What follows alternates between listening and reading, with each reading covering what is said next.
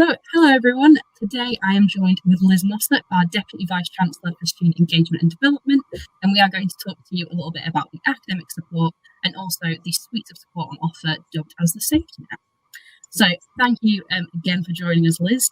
The first kind of question that I wanted to ask was just for an overview of the actual support that is on offer. So, from changes in evidence required for ECs and extensions to the COVID impact review.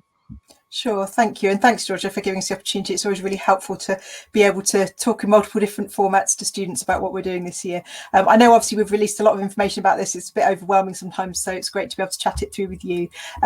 So as you'll be aware, because you've been involved in lots of the discussions we've been having, we've obviously made huge efforts to ensure our students are supported as much as we possibly can throughout this difficult time. You know, it's really tough on everybody, but particularly hard if you're trying to study in the middle of a pandemic. I don't think any of us thought we'd be in this situation, but here we are. So when we set out this year, we obviously spent a lot of time thinking about how we would support our students, and then obviously as the lockdowns have developed, we've revisited that and ensured we're absolutely doing everything we can. So the first thing, of course, to say is that this year we did know we would be teaching in a blended way, so we have heavily adapted a lot of our teaching, but also our assessments to ensure they are aligned and appropriate and fair on our students. So that's really important to remember. And of course, all our decisions then about this suite of things that we've put together to support students are based on the balance between ensuring that our degrees are still of a really good quality and integral and properly done, but also supporting our students as best we can. So you're right, you said there's lots of different things that we're doing, and together we call all these things a suite of safety net assistance, if you like, to support for students. So where should we start? Do you want to start with extenuating circumstances? Yeah, absolutely. Okay. So ECs and extensions have changed a bit this year, so in a similar way to last year, but not exactly the same.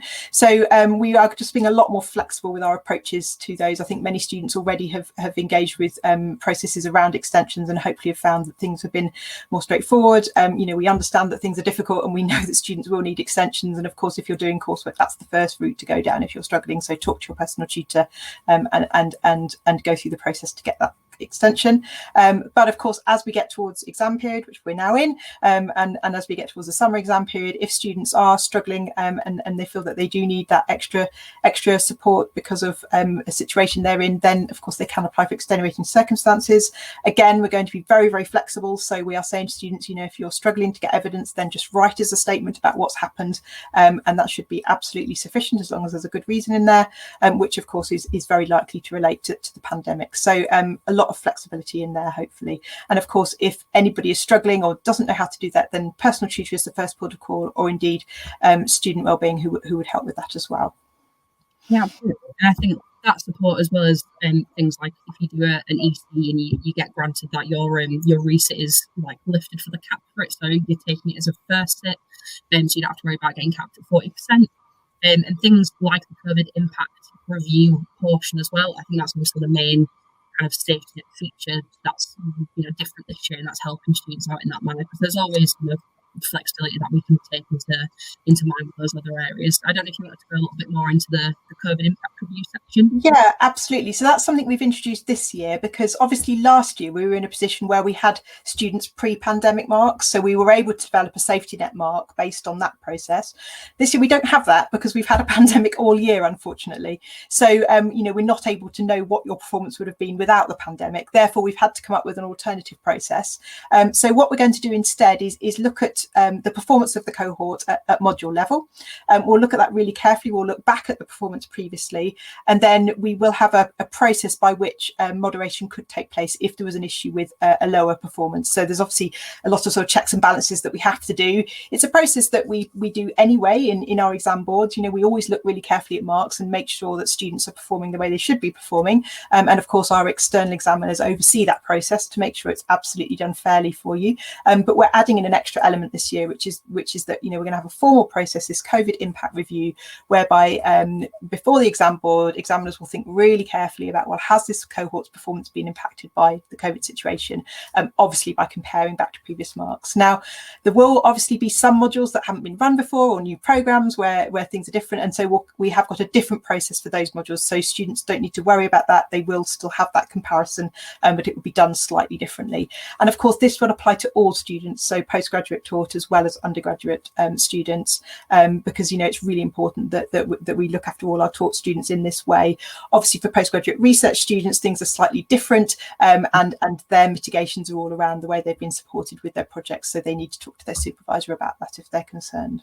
Yeah, absolutely. And all of that information as well is available on the Student Services and Support kind of website. So if you wanted to look into any of those in more detail or look at the policy behind, absolutely have a look on there. And you can also ask your personal tutors, that kind of thing, because they're all, well versed in this support too.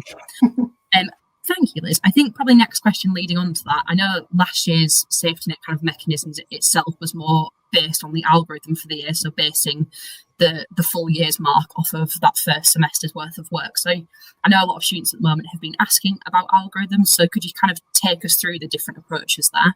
Sure, yeah. So the first thing to remember is that all universities have their own approach to calculating degree outcomes, which is a little bit of a strange thing to get your head around, because you might think we'd all have the same approaches, but actually we all have slightly different approaches, which obviously are approved for our set of degrees. So again, thinking very carefully about maintaining that standard of your degrees.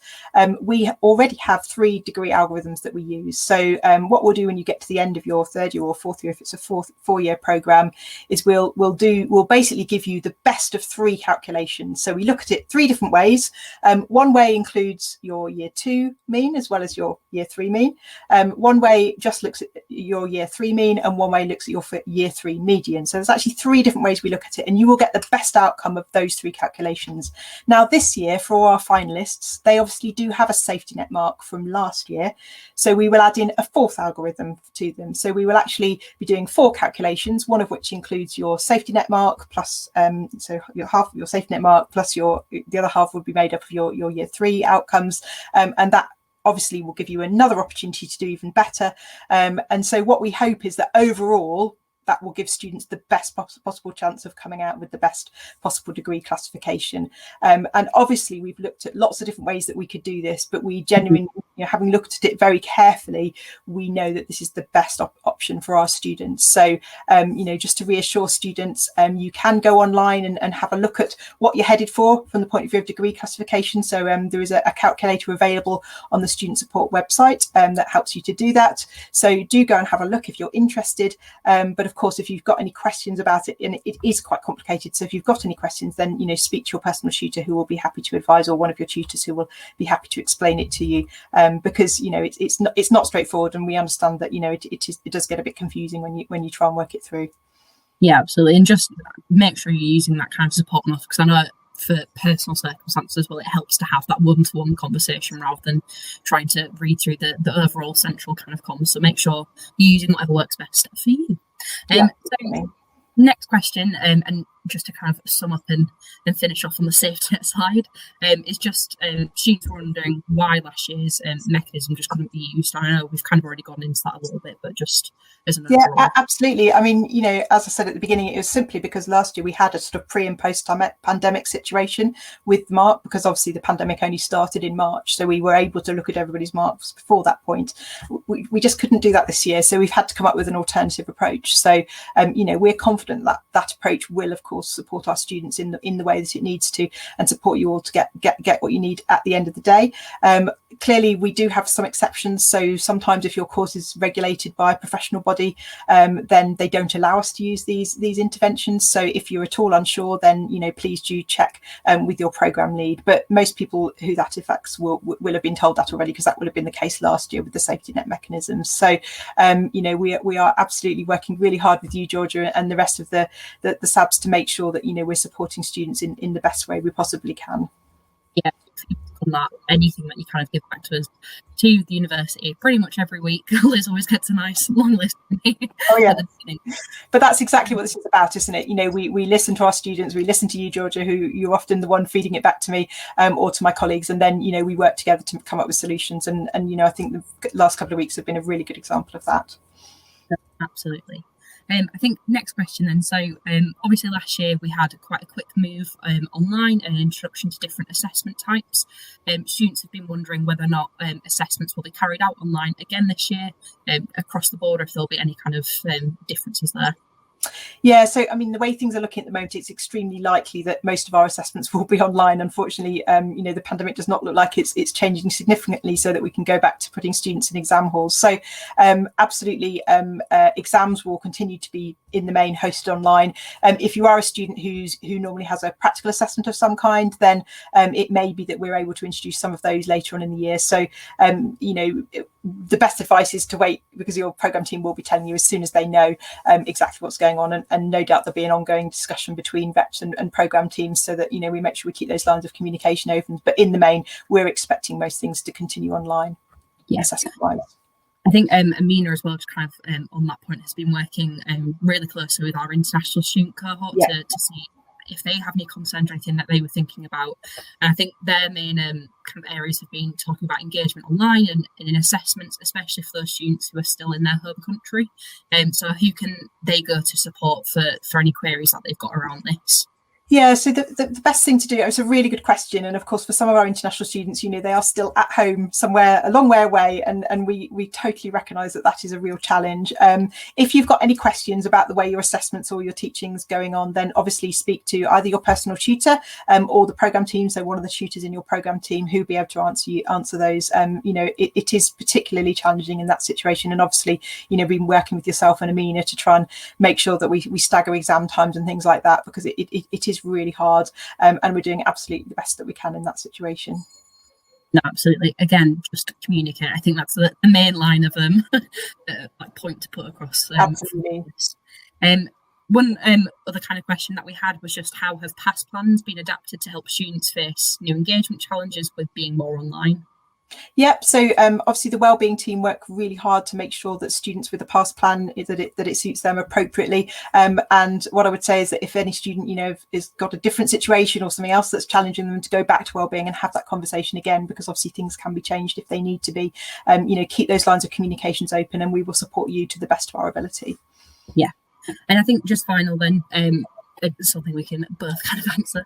If students have any concerns or any kind of questions that they still have and they want answered, or anything they want on a more personal side, where should they go to? Who are their first ports of call? Yeah, so there's lots of people out there to help you, but sometimes it's hard to know, isn't it, who to go to first. So I would always say personal tutor is a good starting point if you're not sure where you need to go with your query. But of course, if you go online and look at the Student Services website, you can get linked into wellbeing, and then of course we have the SU Advice Centre as well. So there's lots of people out there to support and give you help. And of course, if you need academic support or help with resources, then the library team are there as well.